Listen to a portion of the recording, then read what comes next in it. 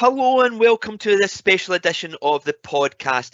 Joining me in the studio is Kirsten Law from Families Outside, the regional manager for the north of Scotland.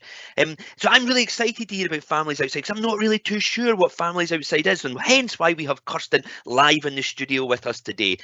So Kirsten, how are you first and foremost? I'm very well. Thank you very much, Colin, for having me here today with you. Fantastic.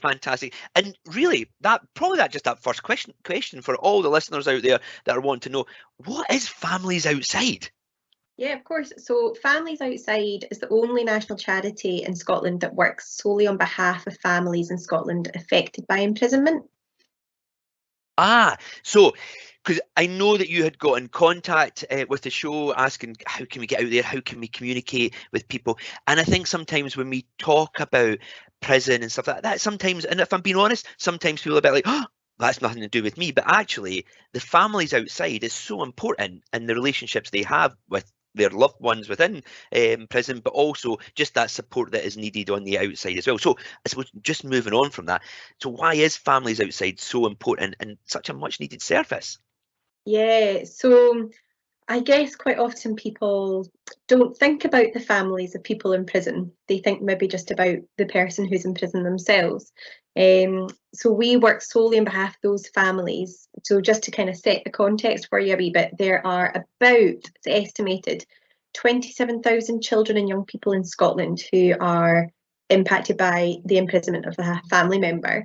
We know that that's more than there are children and young people in Scotland who've got divorced parents, and we know that it's more than there are children and young people in the care system in Scotland. So it's a huge issue, and we really urge people not to just assume that they don't know families who are impacted by this, because quite often the stigma surrounding it means that it's really difficult for families to kind of come forward and seek help, and they keep it private and they keep it within their own unit.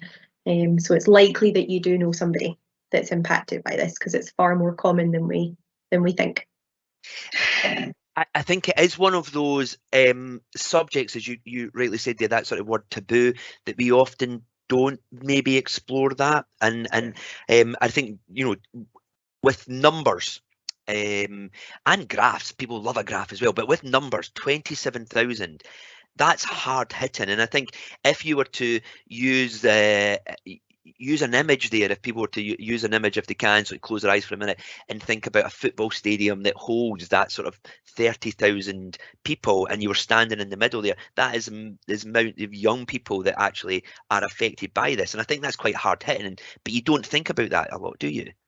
No, you don't. I think unless you're maybe either directly impacted by this or you know somebody who is, you kind of just presume it's something, or you don't maybe presume anything about it because you might just not think about it full stop. It's one of the top 10 adverse childhood experiences. It's a hugely difficult thing for families to go through, not obviously for children and young people, but for adults too. It's huge when somebody goes to prison, and it can impact on just about every aspect of somebody's life. Financially, when somebody goes to prison, the impact on families is massive. They're often expected to kind of foot the bill for somebody when they go to prison in terms of sending stuff in. It costs to phone them, it costs to email, it costs to travel, all of these expenses that people just wouldn't think about otherwise. Socially, the stigma that people face, when somebody's gone to prison, and then what does their community think about their family? Are they going to be disowned? Are they going to be shunned? We've had families tell us about experiences that are just horrible for them in their communities, and they've had to move away and start a new life elsewhere. They lose friends, they lose touch with family, they are just ostracised at times. Not always, but often. Emotionally, it's huge. It could be your partner, it could be your parent, it could be your child that goes to prison, and that's, regardless of what they've done, often that's still a really important person to you in your life. And when they go to prison, that's a massive loss, a huge loss for you, to see them every day to not seeing them every day. And then you've got the flip side of it, when somebody goes to prison and somebody might be relieved and somebody might be happy that justice has finally been served, so to speak, and the person's gone to prison. So we deal with a whole range of experiences and families, and you don't need to have a relationship with the person in prison to access our services. If you don't want to speak to the person in prison and you don't have a relationship with them, but you're still struggling with that journey and that experience, we're still the support service for you.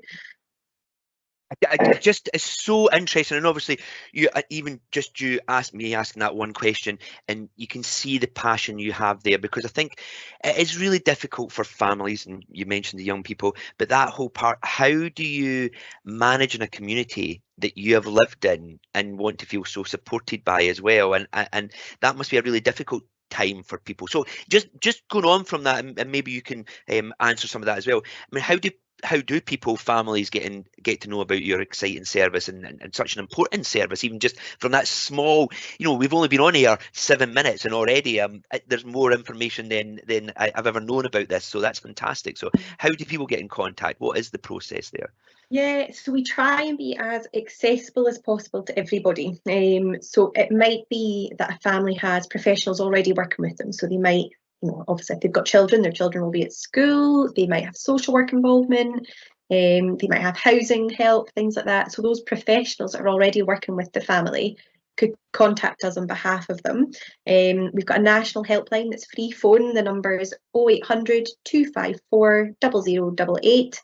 And you can phone that anytime, Monday to Friday, 9 till 5. And we've got a really experienced team of people who work on the helpline that will guide you through the whole process. And then families can contact us themselves. So same number, 0800 254 0088. They can just phone us, and sometimes the helpline is enough.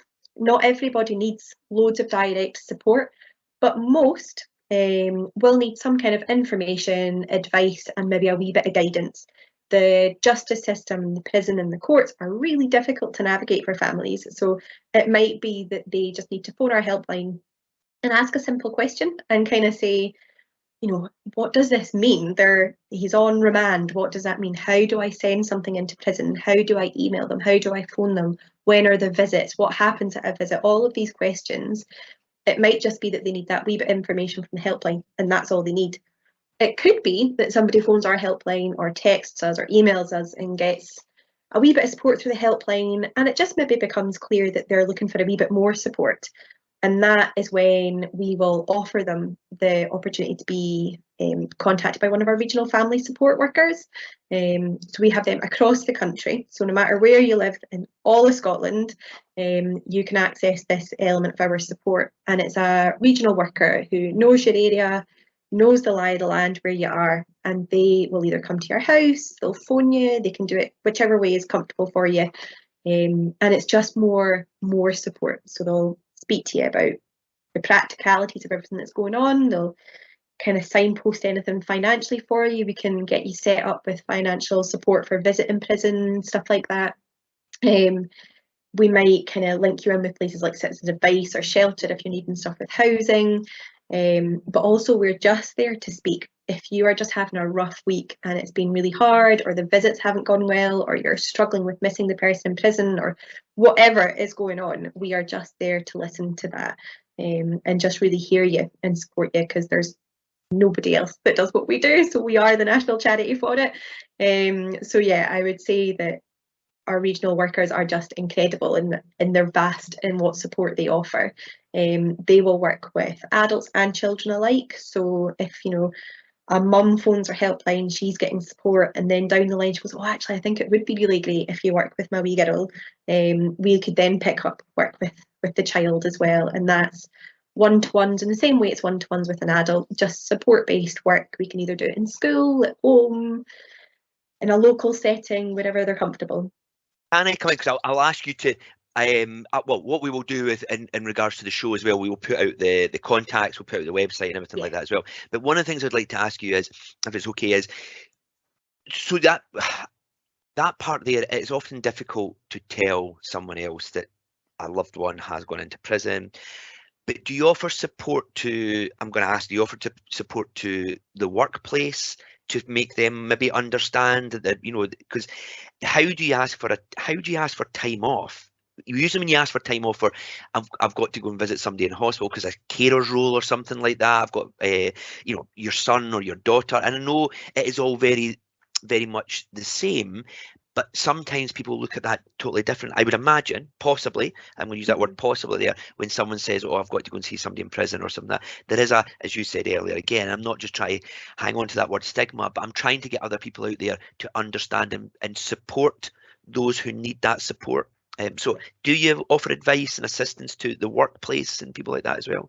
You know, we offer support and advice to anyone who will listen, really. Fantastic. So we, you know, a big part of what we do in that situation is work with the person themselves to kind of give them the tools to have that Good. conversation. So, you know, we would support them in writing an email, writing a letter to their employer about why they need to go and visit this person, what it would mean to them, and kind of, work with them to kind of almost empower them to do that bit themselves. That's good. That's sound advice. Speak about this issue into anyone that will listen, you know, because it's something that everybody should be aware of in Scotland, because the chances are you know somebody who's got somebody in prison. You just might not be privy to that information, but the chances are there's somebody in your life who's going through this. And I think that's a good way of putting it as well. That part there where you may know someone, but actually they're just not. They've never said it. They're living with that, and people could be more supportive of them in doing that and the difficulties that you face. And I think, again, going back to that part you were talking earlier on. And I guess I'm just going for those things that are really important to everyone at the moment. But that financial thing I hadn't even crossed my mind, actually, that in regards to financial impact. But the financial situation with us all at the current moment in time, just with everything we're reading in the papers and everything that's happening, at that whole bit, if someone is in prison but they're no longer able to work, and these things must be really, really hard for families to accept, and also there's probably a lot of anger in there, but mixed in with that love that you were saying as well. It must be a very confusing time. Is that fair to say? Yeah, I think it's just, imagine your whole life getting turned upside down, shaken around and spat back out. You know, it's really difficult for families, you know, if it's a loved one that's gone to prison, or if it's somebody who they're, you know, not glad but happy. Somebody could be happy that somebody's gone to prison. There's all sorts of feelings you can feel in this situation, and they're all okay. It's just so confusing, because financially, if you have been a 2-income household, your life is set up to manage that income amount, whereas when that half of that goes away, you probably aren't able to meet all your bills. You're probably not able to meet your rent payment, your mortgage payment, and that's scary, especially looking forward over this winter, where we know the cost of living crisis is huge for everybody in the country. But then when we have families who are impacted by imprisonment, who have got additional expenditure, whilst at the same time losing income, it's like a double whammy, isn't it, of awfulness for some people. So you mentioned there that you work with a number of people. You mentioned House, and I think sitting as advice. Is there anybody else out there that you have very close links with? I know very much one of the reasons why we invited you on the show was to try and ensure that the communication and your organisation has as wide a spread as possible, because I think sometimes unless you're involved in it, you don't think about it. But actually, from our small chat today, lots of people could be involved in this and maybe not know at all about families outside.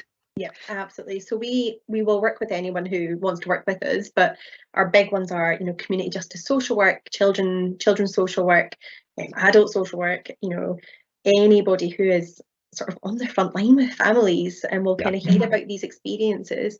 We're really keen, you know, police know about us, because, you know, when they go in, we will work with somebody from point of arrest onwards. So as soon as somebody's been arrested, we can work with their family to support them. So it'd be great if, you know, the police know about us and can highlight us to families. Education, it's quite often, it might be that, you know, a child is showing new behaviours at school, and, you know, a teacher kind of inquires and gets to the bottom of it, and that's when it first comes out for a family.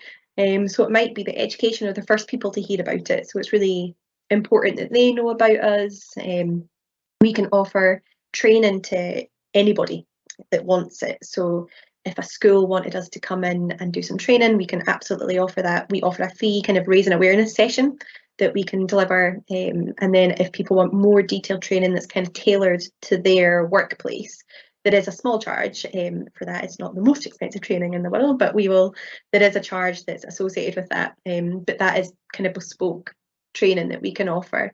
But as I said, there is an awareness session which talks about what we do, and kind of just the general overview of the impact of imprisonment on people we can offer to anybody for free. Kirsten, it's been so interesting. I'm going to allow you, which is, I guess I'm allowed to do this as the host of the show, but I'm going to allow you one more time to give out the phone number, because I think that's really good to, and the phone number. And I don't know if you mentioned the website as well. We will put that in the notes along with the show as well. But if you want to give yourself a plug, absolutely fine. I think that is all definitely something I can do is give yourself a plug, get it out there and let people know about it, because I'm really interested in that bit there, that even at the point of arrest, that someone can be, they can make contact with yourselves as a family, and I don't think people are probably aware of that either. So yeah, go ahead, your last chance, get with the phone number there, let everybody know. So our helpline is available Monday to Friday 9 till 5, and the number is 0800 254 0088. You can also text FAM out to 60777.